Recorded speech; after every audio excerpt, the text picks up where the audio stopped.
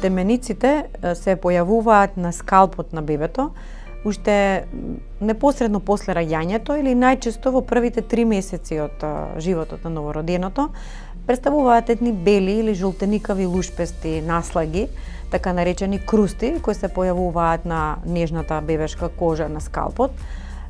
Нивната појава е сосема нормална и вообичаена и во 90% од случаевите не се смета за некаква патологија. Во суштина не му пречат на бебето, не му предизвикуваат никакви иритации и чешење.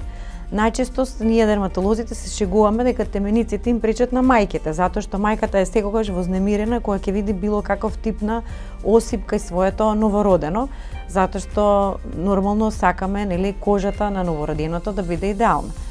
Па така темениците најчесто тргнуваат да ги лекуваат.